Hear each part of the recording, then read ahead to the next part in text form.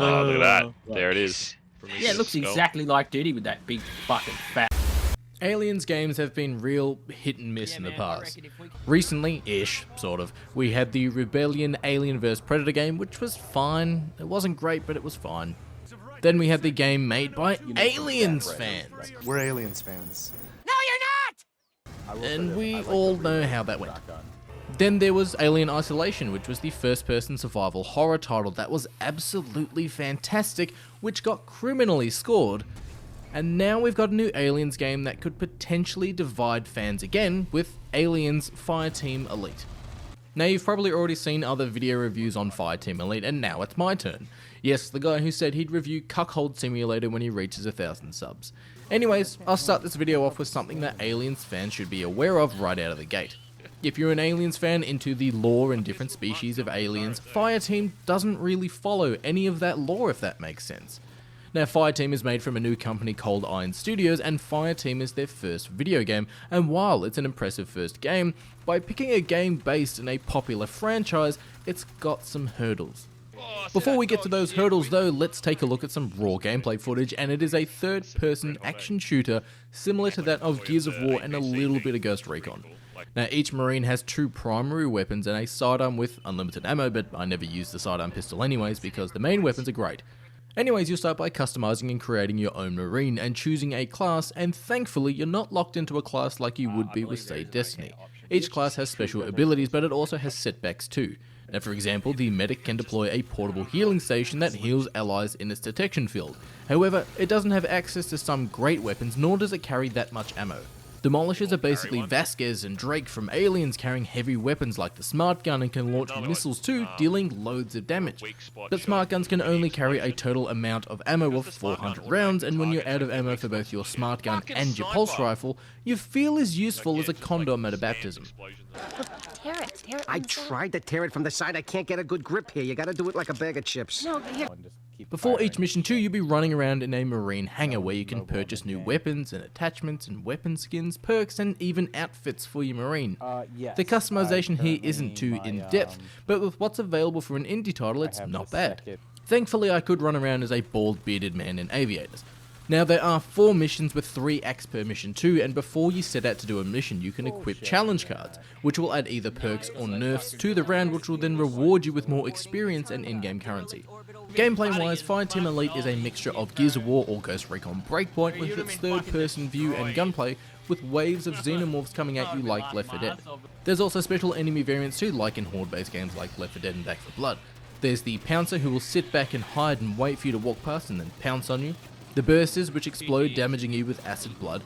The Spitter, which is pretty straightforward, but also it gets behind cover too, so it's harder to shoot. It's a bit weird. The Drone, which is basically the alien from the first Alien film that comes out of vents or pipes, jumps on you, and when it's had enough damage, it runs back into the pipes. The Warrior, which takes its design and name from the Aliens film, which is a bit like a Charger from Left 4 Dead, having a large amount of health and is very tall, which just doesn't sit right, and there's more on top of that. But wait! There's more!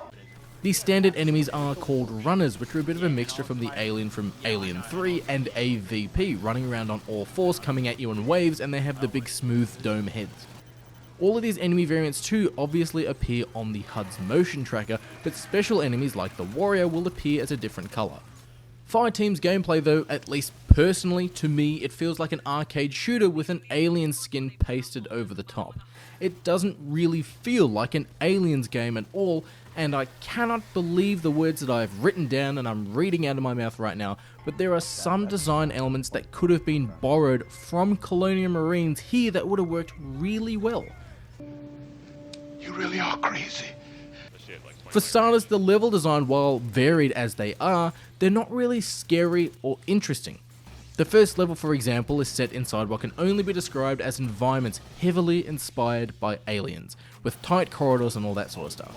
But it's a boring level where vents fall from the roof in attempts to potentially scare players, but these vents drop immediately as soon as you start the level. Now, if you go back and take a look at Colonial Marines or the original Alien vs Predator games, or even Alien Isolation as well, there's loads of tension being set before you even see a damn alien. Where here, it's basically like Left 4 Dead. You have a minute or two, if that, moving through corridors and then waves of aliens come running at you.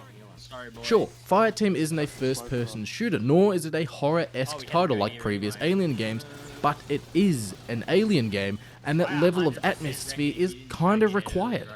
There are different varying classes to play too, which is a great idea for an Aliens game. The Demolisher is Vasquez or Drake carrying heavy weapons and providing firepower, while the Gunner is the jack of all trades like Hudson or Hicks.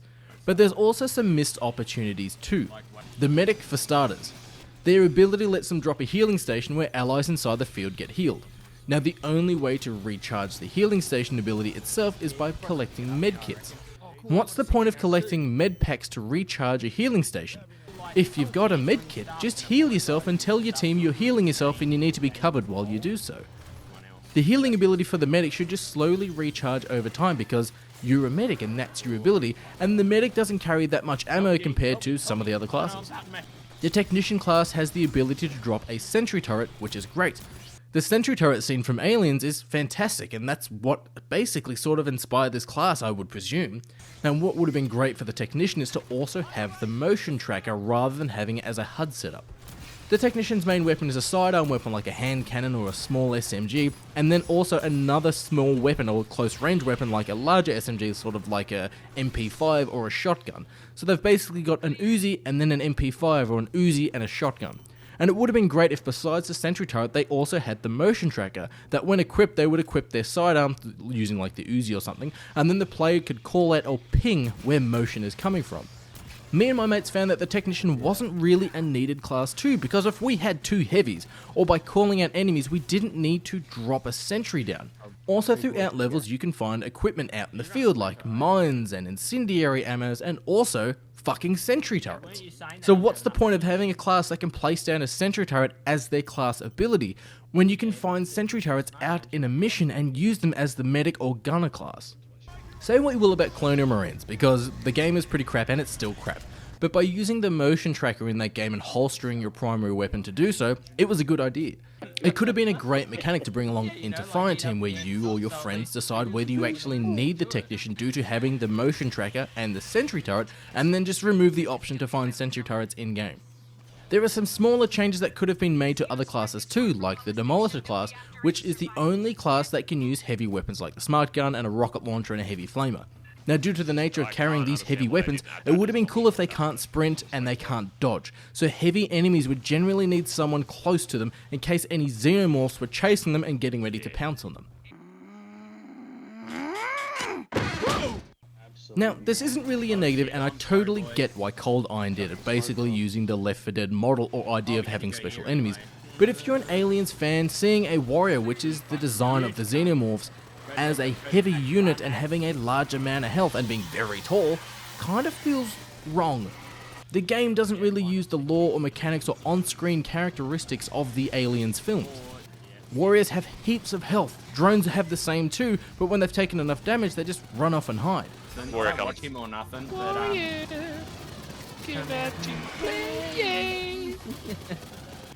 That brings me back to my point that it feels like an arcade shooter with an alien skin over the top, and it doesn't feel like an Aliens game.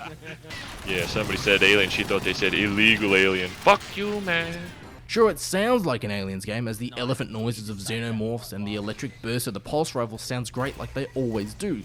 And it also looks like an Aliens game too in regards to, well, fucking aliens.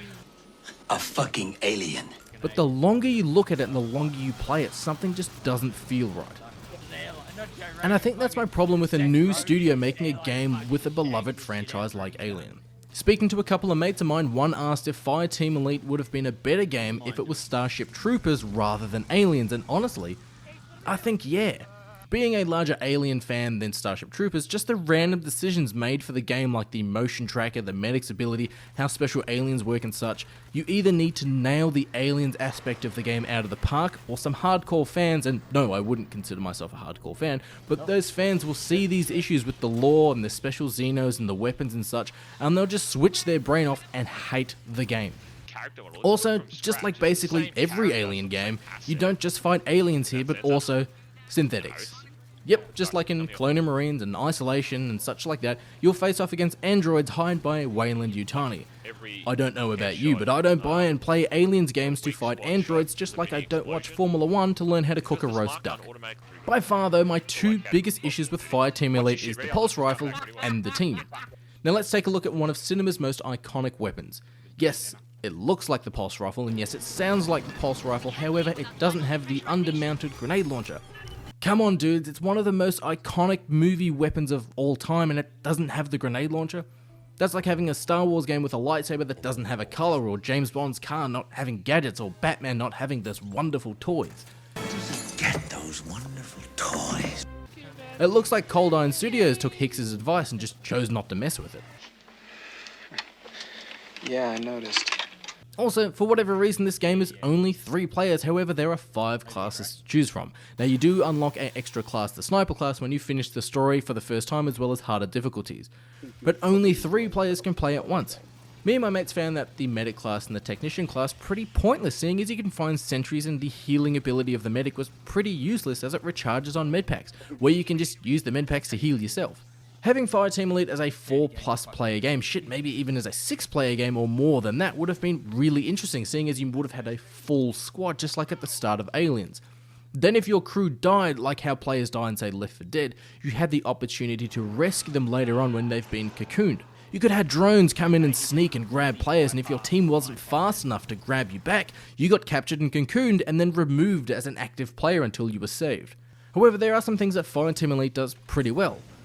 The graphics for an indie title and for an Aliens title too, it's pretty good. The fire effects are fantastic, and I love how they looked any time I used a flamethrower, sort of dirtying up and blinding my screen and blinding my allies when I used it too. When you kill aliens, their blood scorches the ground. Now yes, it's a bit of fun with friends, and yes, even the most boring things are fun with friends. I mean, look at Seinfeld. Jerry takes George to the laundromat to go to his laundry, and hey, everything's fun with friends. I'm sure pulling teeth is more fun with friends, but Fireteam Elite is made to be played with friends. If you and your mates are Alien fans too, you'll be constantly quoting it, I'm sure. These guys that maybe don't like the cornbread either. Definitely got a corn cob up his ass. The optional challenge cards are proper challenging. In one round, all normal runners were replaced with bursters who would explode in a rain of acid when killed, making easy mode legitimately hard. Before anyone asks or comments, I played this on medium, but a couple of missions we did on easy to see if the game felt more like the movies, where aliens would just go down in a couple of rounds from a pulse rifle, rather than nearly half a clip. Now just like in Destiny or games as service titles, there's power rankings and levels here. Every time you finish a mission, you'll get experience, leveling up your class and increasing your power level. Playing on harder difficulties, you'll need to have higher power levels if you want to survive. There's also perks and upgrades to pick too, which will increase how quickly, say, you revive a teammate, or how much ammo you can carry, or how much ammo is in each clip. Adding attachments to the weapon in Colonial Marines felt weird and out of place, but here in Fireteam it feels natural going to an in-game vendor on your ship and purchasing the new weapons and attachments. There's Weyland-Yutani weapons, there's Colonial Marine weapons, there's special weapons, there's hand cannons that just pop xenomorphs' heads clean off. There's customization options here too, and yes, that might not be something special to everyone, but to a customization whore like myself, I dug it, and they even had the same glasses that I wear in this game. Aliens Fireteam Elite isn't a bad game, and it isn't a great game, it's just a game, and it doesn't need to be anything more than that. That's what video games sort of are. For a first entry from a new studio, it's impressive, sure, and Cold Iron Studios have said they plan on continuously updating and adding new content to the game. And if this is how they've started, I hope they just improve from here. Now, it did release in Australia for about $50 on Steam, and if you and your mates are looking for something to play, then sure, go ahead I guess if you all have $50 to spend. But I recommend taking a look at this when it's on sale and some new content has been added to the game. If Fireteam Elite was released on Game Pass, I'd say jump on it, and sadly as well, this game is not crossplay, which is kind of a bummer.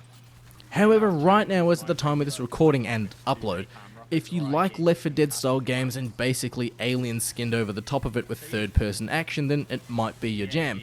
But for me, in some instances, it just felt like an arcade shooter with xenomorphs. It doesn't feel like an aliens game, but hey, I could be completely wrong. Pathogen jars. Look at that. That's all the crates of cum your mum has, bro. Some people were surprised by Aliens Fireteam Elite and they loved it and they recommended it, but what about you? Have you checked out Fireteam Elite? Did I miss anything? And finally, what are your thoughts on the game? Let me know down in the comments below. KFC the other day. A fucking rain. They were ranked, but it was like, man, if I keep pushing, I'm gonna shit my fucking self.